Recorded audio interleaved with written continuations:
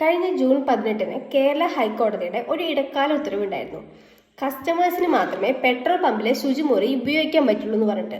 പക്ഷേ ഇന്ന് അത് അമ്മൻ്റെ ചെയ്തിരിക്കുകയാണ്. പെട്രോൾ പമ്പിലേക്ക് വരുന്ന കസ്റ്റമേഴ്സിന് മാത്രമല്ല യാത്രക്കാർക്കും ഈ പെട്രോൾ പമ്പിലെ ശുചിമുറി ഉപയോഗിക്കാം എന്നുള്ളത്. നിങ്ങൾ ഈ പറഞ്ഞ വിധിയിലും ഞാൻ ഈ പറഞ്ഞ കാര്യത്തിലും നിങ്ങളൊരു വാക്ക് ശ്രദ്ധിച്ചോ? ഇടക്കാല ഉത്തരവ്. എന്താണ് ഈ ഇടക്കാല ഉത്തരവ് എന്നറിയോ? ഇടക്കാല ഉത്തരവ് എന്ന് പറഞ്ഞാൽ ഇതൊരു ടെമ്പററി ഓർഡർ മാത്രമാണ്. അതായത് ഒരു കേസിനെ സംബന്ധിച്ചോളം ഇങ്ങനെ ഇടക്കാല ഉത്തരവ് വന്നു കഴിഞ്ഞാൽ അത് ആ കേസിന്റെ ഫൈനൽ ആയിട്ടുള്ള ജഡ്ജ്മെന്റ് ഒന്നുമല്ല.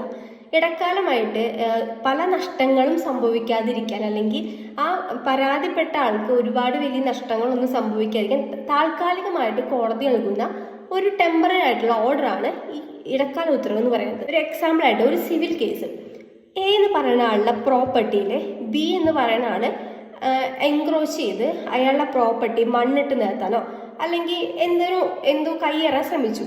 അപ്പോൾ ഈ കയ്യേറാൻ ശ്രമിച്ച ആൾക്കെതിരെ എ എന്ന് പറഞ്ഞ ആൾ കോടതിയിൽ പോയിട്ട് ഇപ്പോൾ ഇൻജങ്ഷൻ ആയിരിക്കും ചോദിക്കുക. കാരണം എൻ്റെ പ്രോപ്പർട്ടിയിൽ അതിക്രമിച്ച് കയറരുതെന്ന് പറഞ്ഞിട്ട്, ഇനി കയറരുത്, എനിക്ക് അതുവഴി പല നഷ്ടങ്ങളും സംഭവിക്കുന്നു പറഞ്ഞിട്ട് ഇദ്ദേഹം സിവിൽ കോടതിയിൽ അപ്രോച്ച് ചെയ്യുകയും എ എന്ന് പറയുന്ന ആളുടെ സ്വന്തം പ്രോപ്പർട്ടിയിൽ തന്നെയാണ്, എൻ്റെ പൊസിഷനിലുള്ള എൻ്റെ ഓണർഷിപ്പിലുള്ള പ്രോപ്പർട്ടിയിൽ തന്നെയാണ് ബി എന്ന ആള് അതിക്രമിച്ച് കയറുന്നതൊക്കെ നമ്മൾ കോടതിയിൽ പ്രൂവ് ചെയ്യുകയാണെന്നുണ്ടെങ്കിൽ കോടതി നമുക്ക് താൽക്കാലികമായിട്ട് ഒരു ഇൻജങ്ഷൻ തരും. അങ്ങനെ കോടതി നമുക്ക് തരുന്ന ഈ ഇന്ററിം ഓർഡറിനെയാണ്, അല്ലെങ്കിൽ ഇടക്കാല ഓർഡറിനെയാണ് ഇവിടെ ഇൻജങ്ഷൻ ആയിട്ട് പറയാം. അപ്പൊ എന്തുകൊണ്ടായിരിക്കും ഈ ഇടക്കാല ഓർഡർ ഒന്നും ഒരു കേസിന്റെ അന്തിമ വിധി ആവാത്തത്?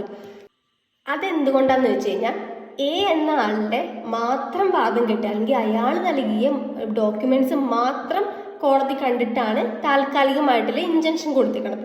പക്ഷെ ബി എന്ന ആൾക്ക് പല കാര്യങ്ങളും കോടതിയിൽ പറയാനുണ്ടായിരിക്കും, പല തെളിവുകളും കോടതിയിൽ ഹാജരാക്കാനുണ്ടായിരിക്കും.